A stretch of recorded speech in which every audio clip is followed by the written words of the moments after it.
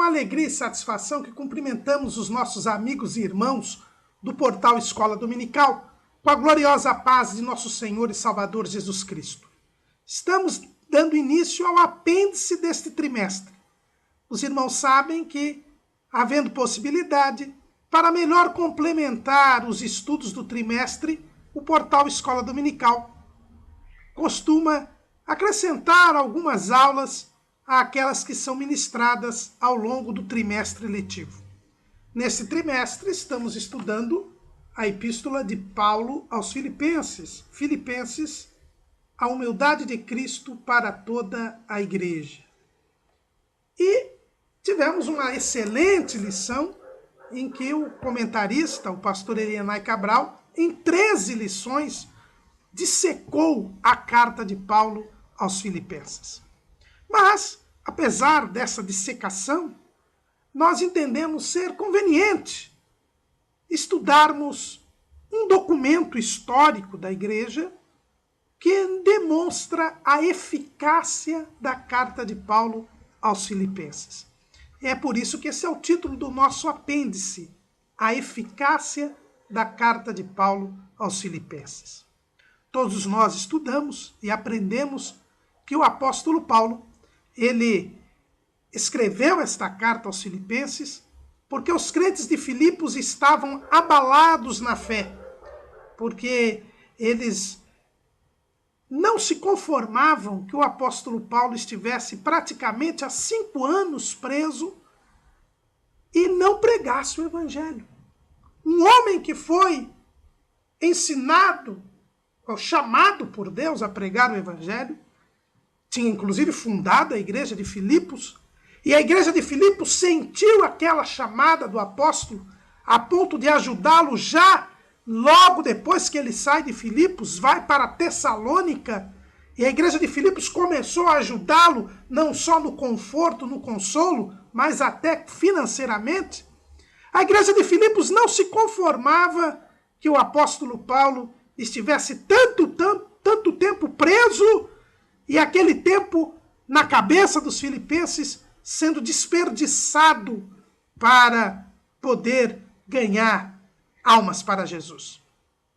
E por isso começaram a desfalecer na fé. Em Provérbios, no capítulo 13, Salomão escreve que a esperança demorada enfraquece o coração. E isto deixou, 13 e 12, a esperança demorada enfraquece o coração, mas o desejo chegado é árvore de vida. A igreja, que tinha sido tão vigorosa até então, começa a desfalecer na fé. E Paulo, preocupado com isto, ele resolve escrever uma carta e mandar aos crentes de Filipos para que eles entendessem que a sua prisão não tinha interrompido o seu ministério.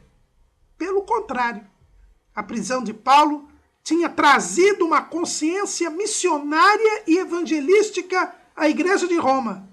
E esta conscientização era necessária para que Paulo cumprisse o seu desejo, que era de Roma ir até a Espanha e abrir uma nova frente de evangelização no Império Romano.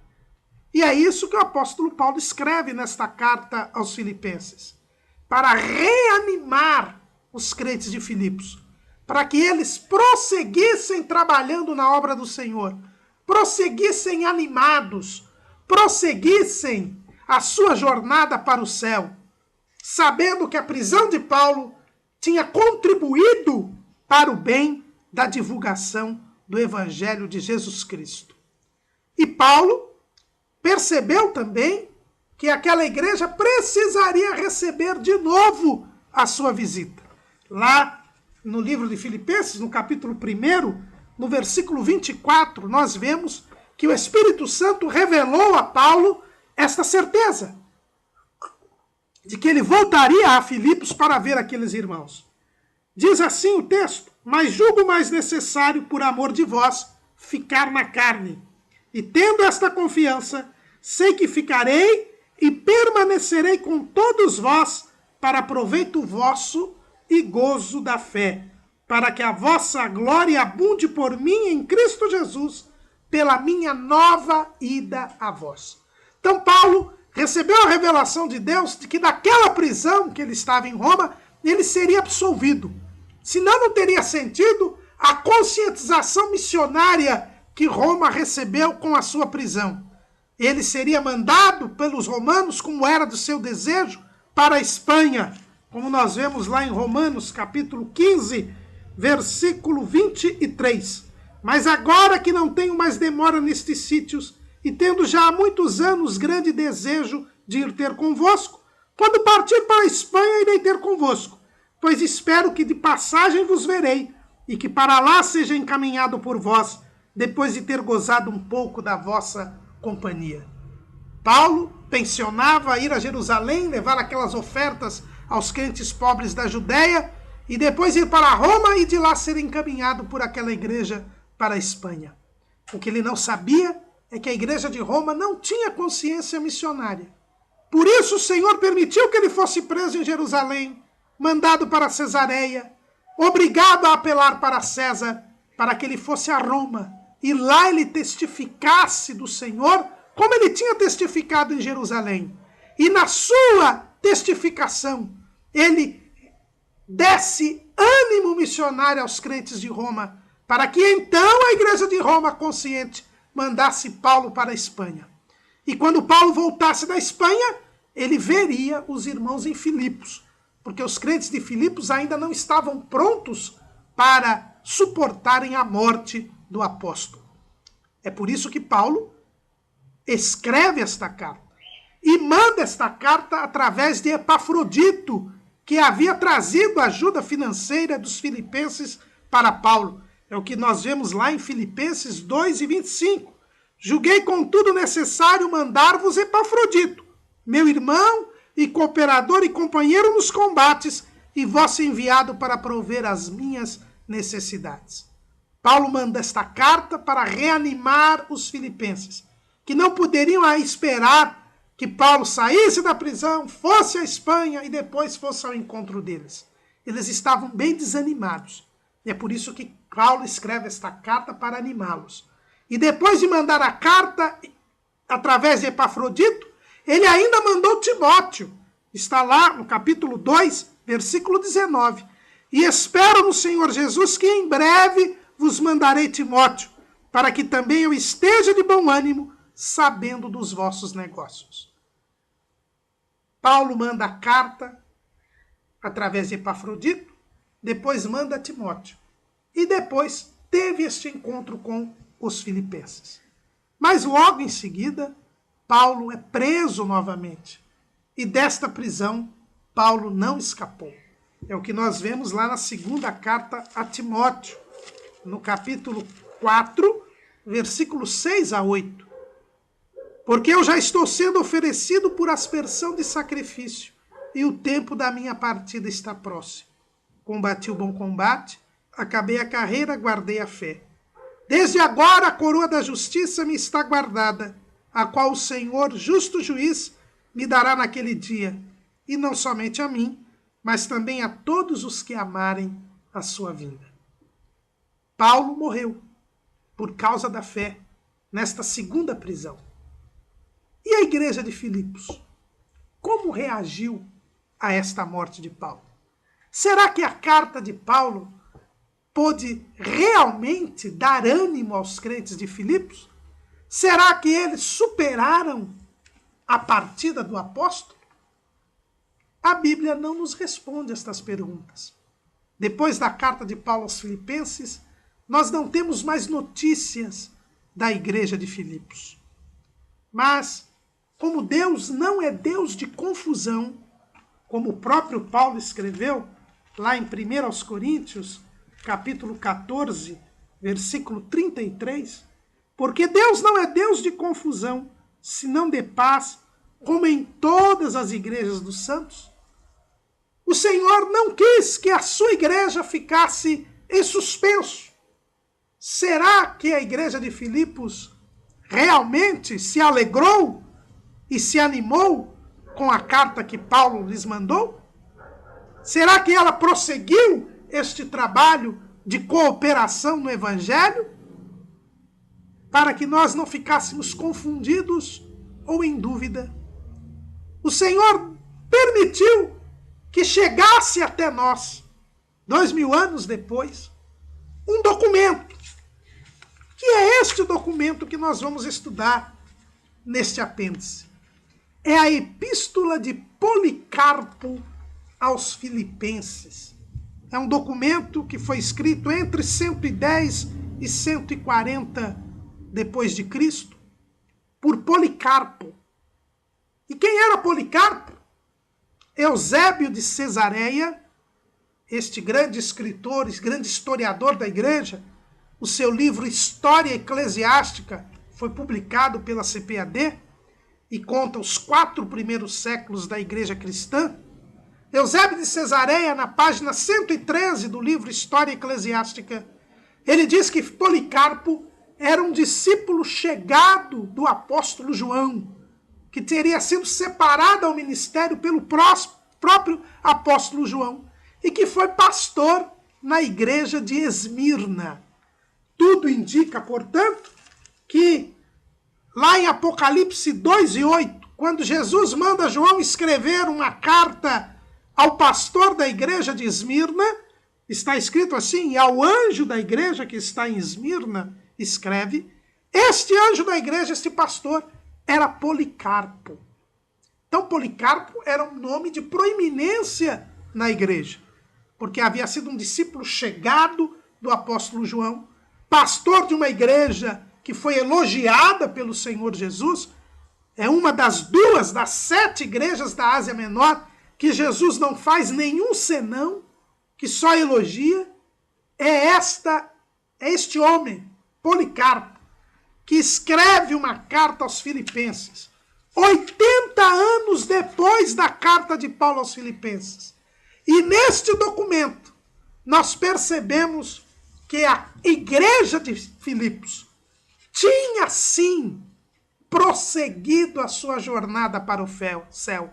Tinha se reanimado com a carta do apóstolo Paulo.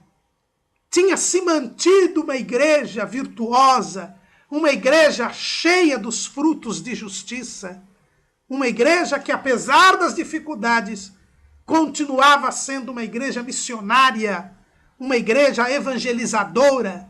E aí nós temos, através deste documento, que os estudiosos, os historiadores, confirmam ser um documento autêntico. Através desta epístola de Policarpo aos Filipenses, nós descobrimos que houve efeito na carta de Paulo aos Filipenses. 80 anos depois, a igreja de Filipos permanecia servindo a Deus, cooperando no Evangelho e sendo uma bênção para a evangelização do Império Romano. É por isso que nós vamos estudar esse documento, para mostrar aos irmãos que a carta de Paulo teve efeito, porque é palavra de Deus, e a palavra de Deus permanece para sempre. E não queremos só mostrar historicamente que a carta de Paulo teve efeito para a igreja de Filipos, mas por ser a palavra de Deus, por ser um texto inspirado pelo Espírito Santo, esta carta, sendo estudada, pode também revigorar e reanimar a minha igreja local, a sua igreja local. E nós podemos ter nas nossas congregações o mesmo vigor, o mesmo empenho, o mesmo zelo missionário que teve a igreja de Filipos. Primeiro ponto, e aí nós vamos estudar esta epístola de Policarpo aos Filipenses, não o texto em si, mas fazendo um cotejo com a carta de Paulo aos Filipenses. O objetivo do nosso apêndice não é fazer um minucioso estudo da epístola de Policarpo aos Filipenses, mas sim mostrar, através de um documento 80 anos depois, que aquilo que Paulo queria que os filipenses fizessem, eles estavam fazendo. Então nós vamos fazer um cotejo entre a epístola de Policarpo aos Filipenses o que Policarpo nos fala da igreja de Filipos 80 anos depois da carta de Paulo aos Filipenses, para mostrar que realmente a carta de Paulo teve um efeito na igreja de Filipos, que não ficou só nesses 80 anos, como nós veremos ao final da nossa breve exposição. O primeiro ponto interessante, e nós queremos dizer aos irmãos que no portal Escola Dominical, os irmãos vão encontrar duas traduções, dois anexos da epístola de Policarpo aos Filipenses. Os irmãos vejam o texto lá, porque não tem sentido os irmãos acompanharem esta aula sem terem o texto da epístola de Policarpo aos Filipenses. Como ele não é um texto bíblico, nós colocamos então aí em duas versões em português, que são praticamente idênticas. Nós estudamos então esta carta de Policarpo aos Filipenses. Então os irmãos acompanhem o texto aí nos anexos no portal Escola Dominical do nosso apêndice. Nós também colocamos alguns trechos desta epístola ao longo do nosso apêndice, para que os irmãos possam entender melhor esta aula. A primeira nota que é importante nós termos nesta carta de Policarpo aos Filipenses é que foram os filipenses que pediram que Policarpo escrevesse para eles. Está lá no item 3º. Esta carta não foi dividida em capítulos e versículos, ela foi dividida em itens. No item 3º, nós encontramos o seguinte: Policarpo escrevendo aos filipenses: não é por mim mesmo, irmãos, que lhes escrevo sobre a justiça, e sim porque vocês me pediram primeiro. Eu acho aqui uma coisa muito excelente. Policarpo escreveu a pedido dos filipenses. E por que os filipenses pediram que Policarpo lhes escrevesse uma carta? Porque havia tido um problema na igreja de Filipos, um problema sério. O próprio Policarpo nos fala a respeito deste problema no item 11 desta carta. Ele diz assim: eu estou muito triste por Valente, que foi presbítero entre vós, pois ele não entendeu completamente o cargo que lhe foi dado na igreja. Exorto-os, portanto, que se abstenham da avareza e que sejam castos e verdadeiros. Abstenham-se de todo tipo de mal. Pois se um homem não pode se governar nestes assuntos, como pode ensiná-los aos outros? Se um homem não se mantém longe da avareza, ele se desonra pela idolatria e deve ser julgado como um dos pagãos. O que nós vemos aqui é que a igreja de Filipos passava por uma crise. Um dos seus presbíteros, Valente, tinha se desviado da fé por avareza. Ele havia provavelmente mexido no dinheiro da igreja, desviado recursos da igreja, amado o dinheiro mais do que a Deus. E isto gerou um escândalo na igreja de Filipos. Notadamente uma igreja que tinha uma grande movimentação de recursos para ajudar a obra missionária. E no momento do escândalo, no momento em que os filipenses têm esta crise, e é bom lembrar que este tempo em que este documento foi escrito, a igreja passava por séria perseguição. Esta epístola é datada entre os anos 110 e 140. Neste período, a igreja cristã sofreu duas grandes perseguições. As perseguições de Trajano, por volta do ano 120, e as perseguições de Adriano, por volta do ano 130. Então, foram dois grandes imperadores que perseguiram impiedosamente a igreja. E a igreja de Filipos estava num lugar estratégico, uma cidade que era uma colônia romana, portanto uma cidade muito ligada a Roma. Os seus moradores eram cidadãos romanos e todas as ordens dadas em Roma eram imediatamente cumpridas em Filipos. Então nós vemos que a igreja de Filipos passava por um momento muito difícil, Porque ser uma igreja missionária, ser uma igreja que ajudava os missionários, ajudava a evangelização, no momento de perseguição do governo romano, era ser uma igreja corajosa.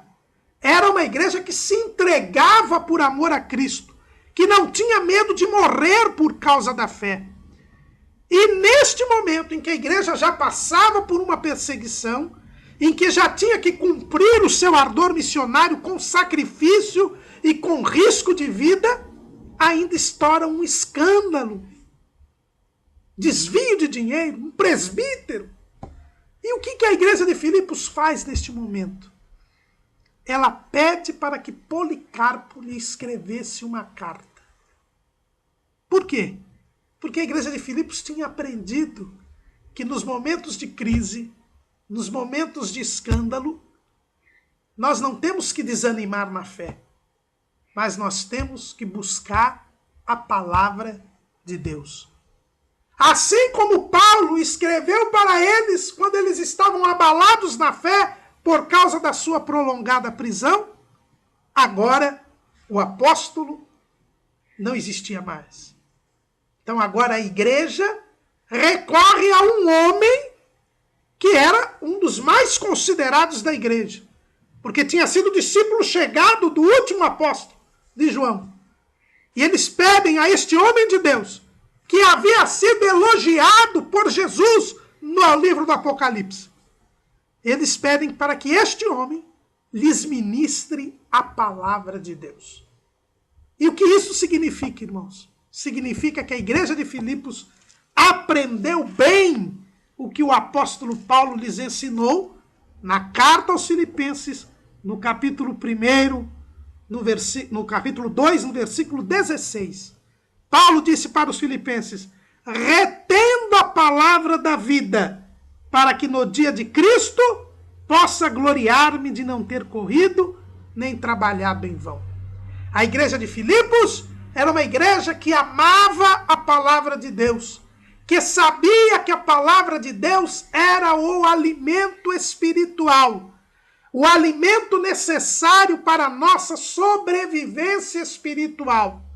E por isso, naquele momento em que a própria liderança da igreja estava sendo questionada por causa do escândalo causado pelo presbítero Valente, a igreja pede a Policarpo que lhes ministre a palavra de Deus. E o próprio Policarpo dá testemunho de que aquela igreja dava valor à palavra de Deus. Olha o que ele escreve no item 12 desta carta de Policarpo aos Filipenses. Por isso acredito que vocês estão bem versados nas Sagradas Escrituras e que nada é escondido de vocês. Mas a mim, esse privilégio não é ainda garantido. Quer dizer, um homem que era discípulo chegado do apóstolo João, que tinha sido elogiado pelo próprio Jesus no livro do Apocalipse. Policarpo diz: olha, eu não estou no mesmo estágio de vocês, filipenses, porque vocês aprenderam com o apóstolo Paulo, e vocês são bem versados nas Escrituras. Uma igreja, para não perder a fé, para não desvalecer na vida espiritual, para não deixar o seu ardor missionário, precisa ser uma igreja que ama e quer reter a palavra de Deus. Eles pediram para que Policarpo lhes escrevesse. Por quê? Porque eles sabiam que tinham que reter a palavra da vida. E que é pela palavra de Deus que nós nos fortalecemos na nossa jornada para o céu. Será que a minha igreja local e a sua igreja local tem esta consciência? Uma igreja vigorosa, uma igreja fervorosa, é uma igreja que busca ser versada nas Sagradas Escrituras, que busca reter a palavra da vida. É uma igreja que dá o devido valor à palavra de Deus. Foi isto que Paulo tinha ensinado para os filipenses. Você vê lá em Filipenses 3:1. Resta, irmão meus, que vos regozijeis no Senhor. Não me aborreço de escrever-vos as mesmas coisas, e é segurança para vós. A igreja de Filipos era uma igreja que queria ouvir as mesmas coisas, o mesmo evangelho, a mesma palavra de Deus, porque só assim eles seriam seguros, seriam firmes na jornada para o céu. A igreja de Filipos não era uma igreja que queria novidades, não era uma igreja que queria inovações, porque o apóstolo Paulo repreendeu os Gálatas, precisamente porque eles queriam novidades. Olha o que Paulo escreveu aos Gálatas, capítulo 1, versículo 6. Maravilho-me de que tão depressa passasseis daquele que vos chamou a graça de Cristo para outro evangelho, o qual não é outro, mas há alguns que vos inquietam e querem transtornar o evangelho de Cristo. Mas ainda que nós mesmos ou um anjo do céu vos anuncie outro evangelho, além do que já vos tenho anunciado, seja anátema. Assim como já vos dissemos, agora também de novo vos digo, se alguém vos ensinar outro evangelho além do que já recebestes, seja anátema. Que bom seria, irmãos, que as nossas igrejas locais fossem como a igreja de Filipos. Uma igreja que não busca novidades nem inovações para ter fervor espiritual, para ser seguro em Jesus Cristo, para crescer espiritualmente.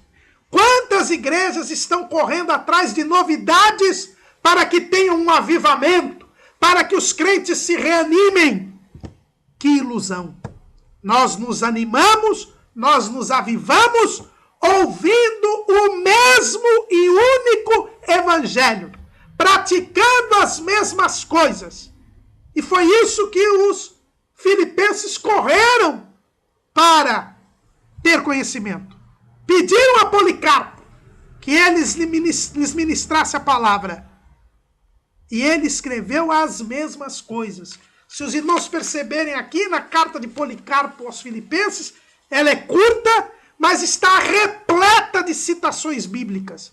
Policarpo não queria trazer nenhuma novidade. Policarpo era um homem de Deus e não se cansava de escrever as mesmas coisas. Olha o que ele diz nesse item terceiro. Pois nem eu, nem ninguém como eu, pode chegar à sabedoria do abençoado e glorificado Paulo.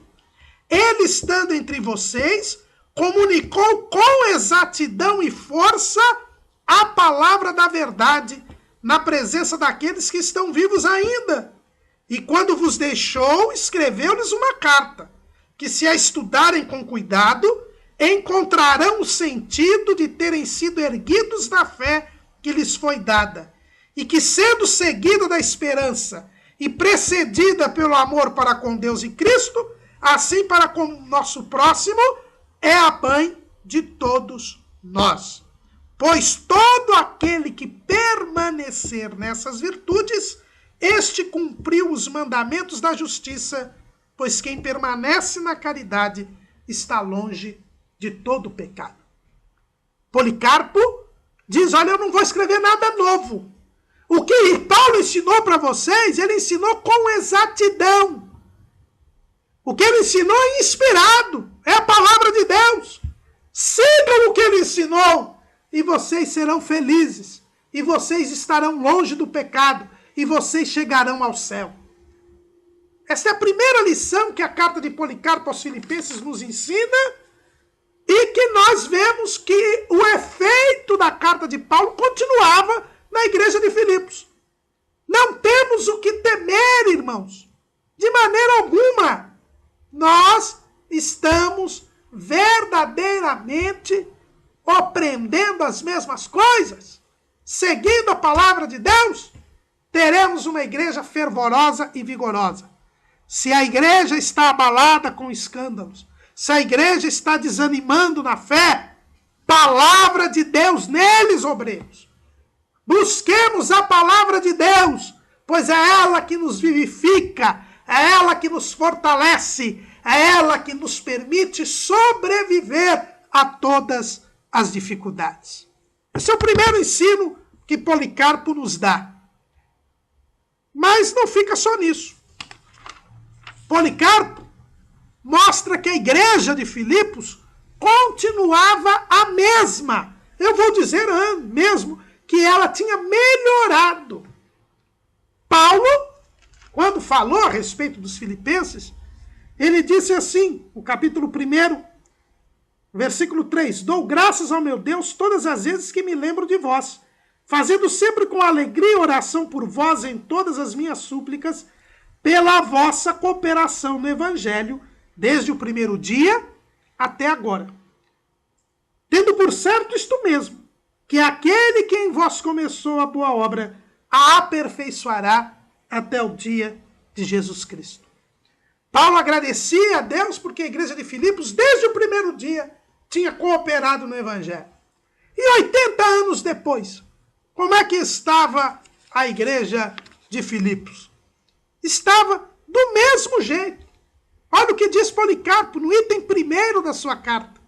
Tenho me alegrado grandemente convosco em nosso Senhor Jesus Cristo, pois vocês têm seguido o exemplo do verdadeiro amor, como mostrado por Deus, e tenho acompanhado, assim como vocês, todos aqueles que estão acorrentados, os ornamentos dos santos, e aqueles que são de fato os diademas dos verdadeiros eleitos de Deus e de nosso Senhor. A igreja de Filipos continuava ajudando os irmãos, principalmente aqueles que estavam presos por causa do Evangelho. Como eu disse, esse é um período de 2 grandes perseguições na igreja. E a igreja de Filipos não deixava de acompanhar, consolar, confortar e ajudar financeiramente aqueles servos do Senhor. Como eles tinham feito com o apóstolo Paulo. Mas com relação a Paulo, podia ser que eles tivessem sido motivados por uma gratidão e reconhecimento pelo trabalho do apóstolo na igreja de Filipos. Afinal de contas, Paulo era o fundador da igreja de Filipos. E por ser o fundador da igreja de Filipos, ele poderia certamente ter essa retribuição. Mas agora, a igreja de Filipos não ajudava pessoas que ela conhecia, que tinham tido um relacionamento afetivo com eles. Não, a igreja de Filipos estava ajudando todos aqueles que eram perseguidos por causa do Evangelho. Eles não estavam ajudando por uma motivação pessoal, mas eles estavam servindo a Deus.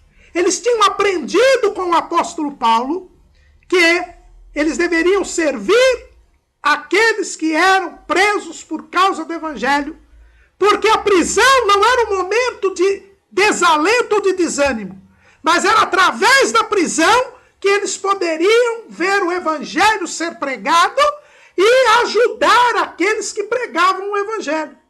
Era um momento de exercitar o amor cristão, de se aproximar de Deus. Eles haviam aprendido isto com o apóstolo Paulo. Quando Paulo foi preso, eles estavam desanimando.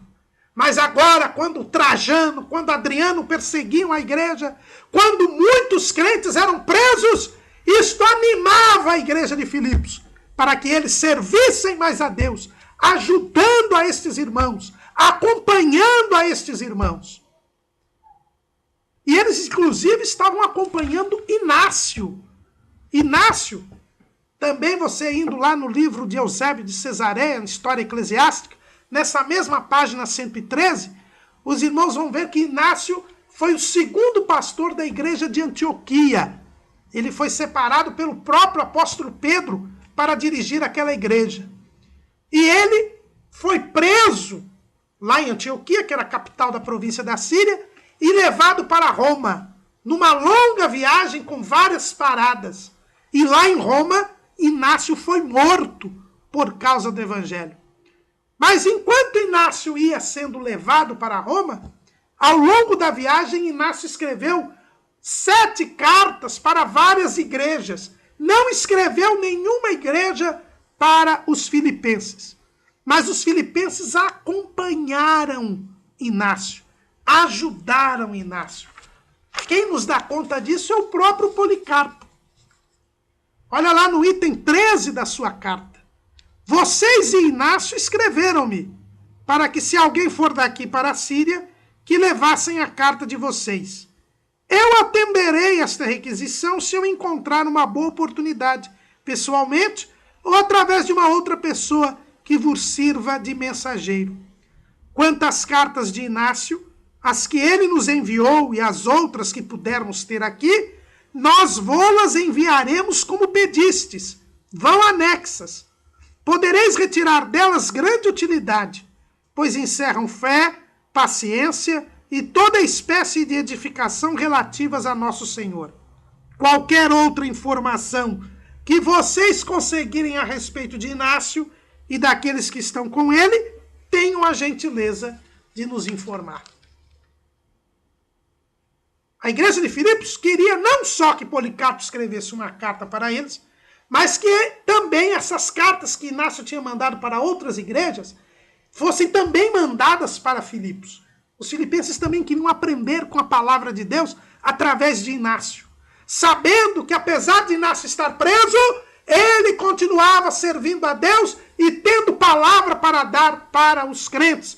Eles tinham aprendido com Paulo isto, que a prisão não era motivo de desespero, mas um motivo para a glorificação do nome do Senhor. E Policarpo diz, olha, quando vocês tiverem notícias de Inácio, mande para mim. Isso é sinal que os filipenses também iam atrás de Inácio. Onde quer que Inácio estivesse preso, e ele foi preso em vários lugares, eles estavam indo acompanhar aquele servo de Deus. Mais um efeito da carta de Paulo aos filipenses. Um ardor missionário que não tinha medo da perseguição de Roma, que não tinha medo da perseguição de Trajano, de Adriano, que não tinha medo de enfrentar a morte, porque agora eles não serviam apenas ao homem de Deus, como eles tinham servido a Paulo, mas como Paulo havia profetizado, a obra deles se aperfeiçoou, e eles agora serviam a Jesus, ajudavam os homens e mulheres de Deus, mas porque amavam a Jesus, não negavam a Jesus, faziam um bem por amor a Jesus. Não faziam tanto para Inácio ou para os irmãos presos, mas faziam para Jesus. Nossa igreja tem esta consciência, irmãos. Estamos trabalhando na obra de Deus para agradar a Deus, em reconhecimento e gratidão a Deus, e não aos homens que serviram conosco. Não, nós não temos nada a ver com aquele missionário, não fomos nós que enviamos. A igreja de lá que se vire. Ou nós temos compreensão que aquele missionário tem que ser ajudado por nós, mesmo que nós não o enviamos, porque nós temos que ajudar a obra de Deus por gratidão e por amor ao dono da obra, que é Jesus. E eles prosseguiam no exercício das virtudes. Os irmãos se lembram que Paulo foi tema da nossa lição de número 5, as virtudes dos santos em Cristo?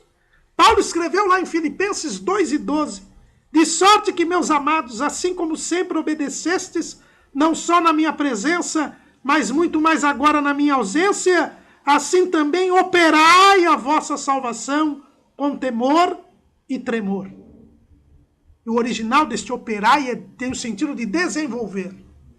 Será que os crentes de Filipos mantinham a prática das boas obras que demonstrasse a salvação deles?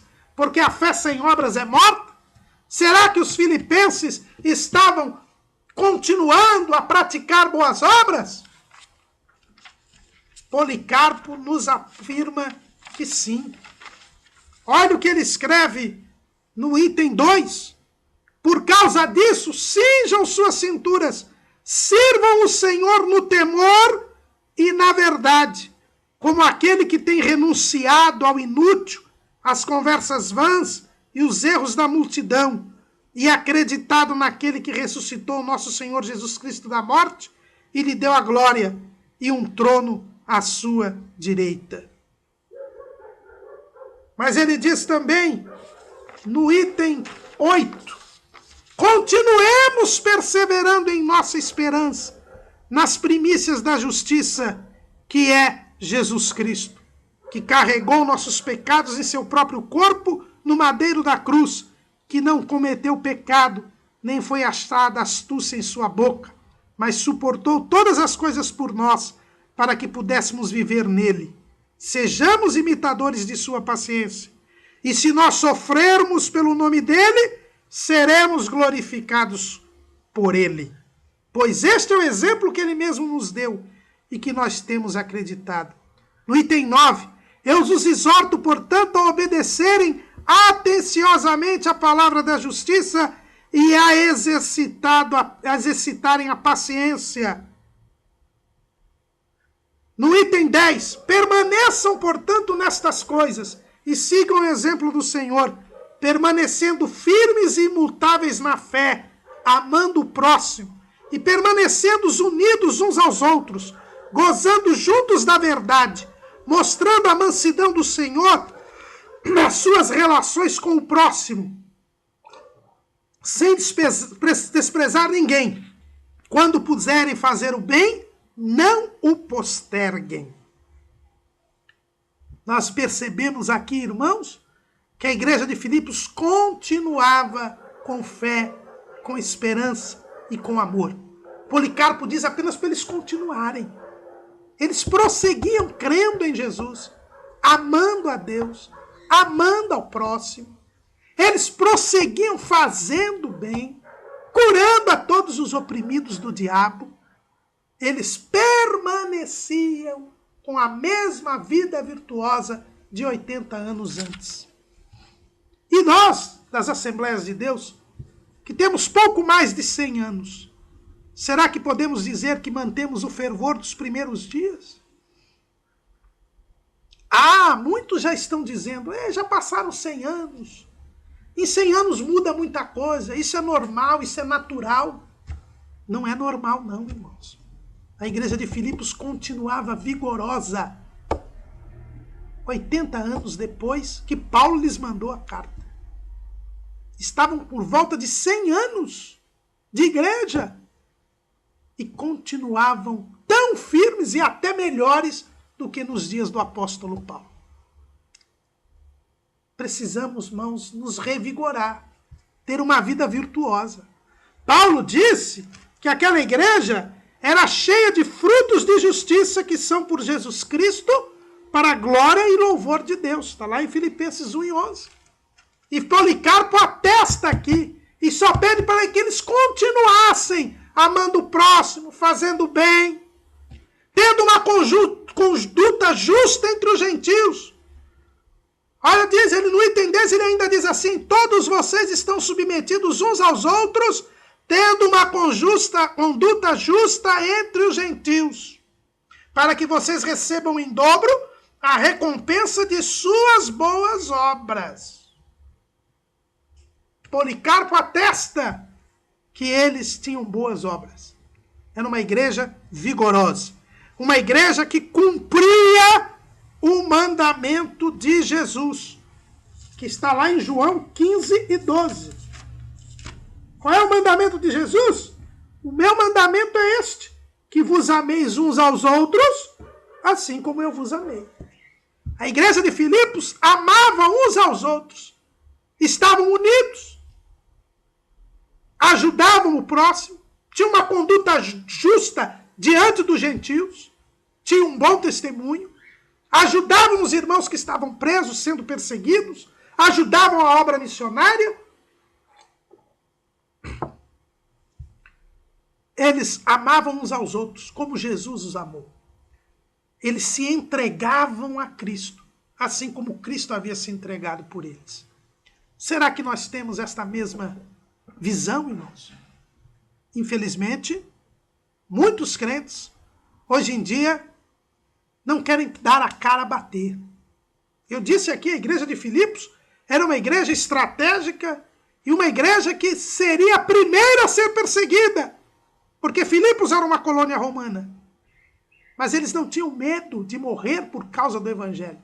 Eles tinham aprendido com Paulo que vale a pena morrer por causa do evangelho. Paulo lhes havia dito: e ainda que seja oferecido por libação sobre o sacrifício e serviço da vossa fé, folgo e me regozijo com todos vós. E vós também regozijai-vos e alegrai-vos comigo por isto mesmo. Eles estavam alegres em poder sofrer por Cristo, em saber que quem quer ser glorificado com Jesus tem que padecer com ele também. Os filipenses tinham aprendido esta lição que Paulo lhes havia dado, lá em Filipenses, capítulo 3, versículo 10. Para conhecerem a virtude da sua ressurreição e a comunicação de suas aflições, sendo feito conforme a sua morte. Paulo diz que nós temos que comungar com as aflições de Cristo. Temos que participar e padecer juntamente com Ele. Nós não podemos sentir de outra maneira. Paulo, ele é bem claro que nós temos que sofrer por Cristo se nós queremos ser glorificados com Ele. E a igreja de Filipos aprendeu esta lição. Policarpo atesta isto. Mas tem muitos crentes hoje que não querem para a cara bater. Não, vamos ser prudentes. Vamos ficar orando aqui, porque senão nós vamos ser perseguidos também. Cuidado, meu irmão. Quem pensa assim vai ficar do lado de fora da cidade santa. Está lá no livro do Apocalipse, capítulo 21, versículo 8. Mas quanto aos tímidos, uma outra tradução diz os covardes, e aos incrédulos, abomináveis, homicidas, fornicários, feiticeiros, idólatras, todos os mentirosos, a sua parte será no lago que arde com fogo e enxofre, o que é a segunda morte. Não se esqueça que Jesus disse que aquele que me negar diante dos homens, também eu o negarei diante do meu Pai. A igreja de Filipos era uma igreja corajosa, uma igreja que não tinha medo de servir a Deus e de pôr a sua vida em risco para fazer a obra do Senhor. Mas além das virtudes, Policarpo também lembra aqueles crentes a respeito dos seus deveres. A vida cristã também tem deveres.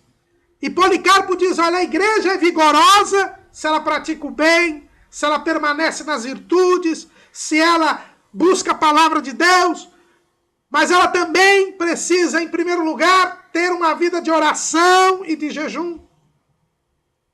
Aquela igreja, ela tinha uma vida de oração. Paulo fala aqui que ele sabia que os crentes oravam por ele para que ele fosse solto. E ele agradecia a Deus por isso. E 100 anos depois, praticamente, a igreja de Filipos continuava orando? Continuava orando. Olha o que nós vemos aqui na carta de Policarpo aos Filipenses. Ele diz assim, permaneçamos sóbrios na oração e perseveremos no jejum, suplicando em nossas orações ao Deus que vê tudo, para que não nos deixe cair em tentação, pois o Senhor disse, o Espírito está pronto, mas a carne é fraca. Isso está no item 7. Aquela igreja continuava sendo uma igreja de oração e uma igreja de jejum. E este documento nos mostra que é mentira o que alguns ensinam por aí, que o jejum é uma prática do Antigo Testamento. Nós vemos aqui que Policarpo orava e jejuava e a igreja de Filipos também. Então, tenhamos uma vida de oração e de jejum, mas não nos esqueçamos dos nossos deveres. A igreja de Filipos, irmãos, ela tinha a mesma estrutura 80 anos depois. Quando Paulo escreveu aos Filipenses, ele disse assim, Paulo e Timóteo, servos de Jesus Cristo, a todos os santos em Cristo Jesus, que estão em Filipos com os bispos e diáconos. Pois bem, Policarpo, quando ele escreve, ele mostra que a igreja tem bispos e tem diáconos, tem presbíteros. Porque bispo, presbítero, pastor, ancião, é tudo a mesma coisa. São aqueles que se dedicam à palavra e à oração, a apacentar o rebanho de Deus. E os diáconos cuidam das coisas materiais, da assistência social. E Policarpo fala tanto dos diáconos quanto dos presbíteros. No item 5, ele diz assim: desta mesma maneira, os diáconos devem ser inocentes diante da face de sua justiça, como sendo servos de Deus e de Cristo e não dos homens. Embora os diáconos tratassem de assuntos materiais, eles tinham que lembrar que eles eram servos de Deus e de Cristo. Policarpo diz: uma igreja vigorosa trata os assuntos materiais, sabendo que nestes assuntos nós também temos que glorificar a Deus. Que bom seria se nos assuntos administrativos da igreja todos nós tivéssemos esta consciência de que estamos ali tratando de assuntos materiais, mas para a glória de Deus. Mas Policarpo também fala que os diáconos, eles não deveriam ser caluniadores, falsos ou amantes do dinheiro, mas temperados em tudo, misericordiosos, trabalhadores, andando de acordo com os mandamentos do Senhor, que foi o servo de todos. O diácono, ele tinha que servir aos outros, lembrando aquilo que Jesus nos ensina, que na igreja, quanto maior a posição, maior o serviço, que os maiores têm que servir os menores. E Policarpo insiste aqui na questão de eles não serem amantes do dinheiro. Por 4 vezes nessa epístola, Policarpo fala do perigo do amor ao dinheiro. E nós vamos falar daqui a pouco sobre os perigos para uma igreja vigorosa. Então ele fala que os diáconos tinham que ser servidores. E os presbíteros? No item 6 ele diz: os presbíteros devem ser compassivos e misericordiosos com todos, trazendo de volta aqueles que saíram do caminho reto, visitando os doentes, sem desprezar a viúva, o órfão, o pobre, mas sempre provendo a esses o que é bom diante de Deus e dos homens, abstendo-se de toda cólera, respeitando as pessoas e não fazendo julgamentos injustos, mantendo-se longe de toda cobiça, sem pensar mal rapidamente de ninguém, sem serem severos demais nos julgamentos, sabendo que nós todos estamos sobre o débito do pecado. Quando Policarpo fala para os presbíteros, nós vemos com muita clareza o que nós estudamos numa das lições deste trimestre, que o perfil do obreiro é aquele que não pode se enquadrar em Ezequiel 34, quando o profeta fala dos pastores infiéis. Aquele que apacenta o rebanho do Senhor, ele não pode ser muito severo. Isso não quer dizer compactuar com o pecado. Ele tem que ser duro com o pecado, mas tem que ser manso com o pecador. Ele tem que buscar aquele que se desviou de volta para o rebanho. Ele tem que visitar os doentes, atender o órfão necessitado, a viúva, dar a palavra de Deus, dar o exemplo. Este é o perfil do presbítero. E Policarpo diz que os presbíteros deveriam ter este perfil. Mas não é só isso. Policarpo também fala com os jovens. Policarpo também fala com as virgens. Por quê? Porque Policarpo diz que apesar da igreja ser vigorosa, ela estava passando por algumas dificuldades. E Policarpo queria mostrar àqueles crentes como superar as dificuldades e quais são as dificuldades que podem atrapalhar uma igreja vigorosa. A primeira dificuldade é o amor ao dinheiro. Nós vimos aqui já que aquela igreja sofrera um escândalo por causa de Valente, que havia amado o dinheiro e perdido o seu ministério. Como eu disse, por 4 vezes o Policarpo vai falar a respeito deste assunto diante da crise que havia na igreja de Filipos. Ele, no item 4, repete o ensino de Paulo. Mas o amor pelo dinheiro é a raiz de todos os males. Sabendo, portanto, que assim como nós não trouxemos nada ao mundo, nós não podemos levar nada dele. Revistam-se com toda a arma da justiça. O amor do dinheiro é a raiz de toda espécie de males. Foi o que Paulo escreveu lá em 1 Timóteo 6:10. E ainda escreveu mais. E nessa cobiça alguns se desviaram da fé e se traspassaram a si mesmos com muitas dores. O amor ao dinheiro é um perigo para a destruição da igreja local. E nós devemos tomar cuidado com isto, porque isto gera o desvio da fé. E nós vivemos dias em que a avareza e o amor do dinheiro irá trazer muitos fracassos espirituais. Quem nos diz isso é o apóstolo Pedro, em 2 de Pedro 2. E também houve entre o povo falsos profetas, como entre vós haverá também falsos doutores. E no versículo 3, e por avareza farão de vós negócio com palavras fingidas, sobre os quais já de largo tempo não será tardia a sentença, e a sua perdição não dormita. Cuidado, meu irmão.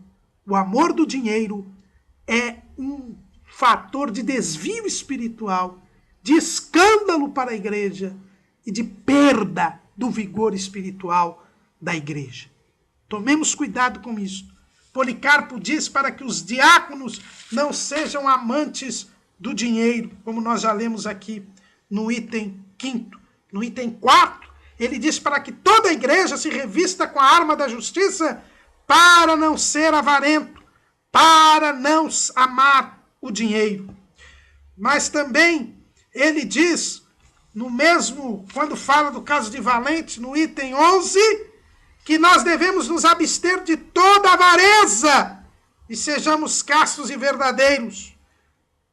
Que se um homem não se mantém longe da avareza, ele se desonra pela idolatria. E nós sabemos que o idólatra ficará do lado de fora da cidade santa. Tomemos, portanto, muito cuidado, irmãos, com o amor do dinheiro. Isto sim pode atrapalhar uma igreja, o vigor espiritual da igreja. Mas além do amor ao dinheiro, Policarpo aponta um outro problema que poderia minar o vigor espiritual. É a vida familiar, a estrutura familiar. No item 4, ele diz assim: e aprendamos nós mesmos, antes de tudo, a caminhar nos mandamentos do Senhor. Depois, ensinem suas esposas a andar na fé dada a elas e na caridade e na pureza, amando ternamente seus únicos maridos com toda a fidelidade, e amando todos os outros igualmente com toda a castidade, e a educar suas crianças no conhecimento e no temor de Deus. Sem uma estrutura familiar sadia, que é a base da igreja, porque a igreja é composta de famílias, nenhuma igreja terá vigor espiritual. Policarpo diz: cuidem das suas famílias, aprendam a palavra, ensinem a seus filhos, ensinem as suas mulheres, para que a família tenha o ensino da palavra e possa haver vigor espiritual na igreja. Nós temos cuidado de nossas famílias têm aprendido a palavra de Deus, vivido a palavra de Deus. Tenhamos cuidado, irmãos. Nenhuma igreja prevalece se sua estrutura familiar não estiver firmada na palavra de Deus. Mas Policarpo também fala de outro perigo que podia tirar o vigor da igreja. É a vida moral. A vida moral. Olha o que diz Policarpo para os jovens, lá no item 5º. Da mesma maneira que os jovens também sejam irrepreensíveis em todas as coisas, sendo especialmente cuidadosos para preservar a pureza e mantendo-se como que um freio de todo tipo de mal. Pois é bom que eles cortem fora toda a luxúria que existe neste mundo. Pois todo desejo da carne luta contra o espírito, e nenhum fornicador, nem efeminado, nem aquele que abusa de si mesmo com os outros terá parte no reino de Deus, nem quem faz ações inconsistentes e indevidas.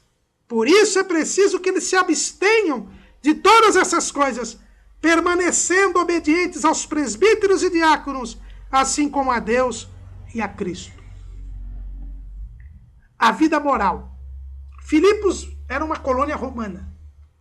E a moralidade do mundo greco-romano era de licenciosidade.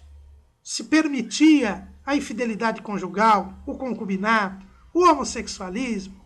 Havia aqueles bacanais, os cultos a Baco, aquelas orgias.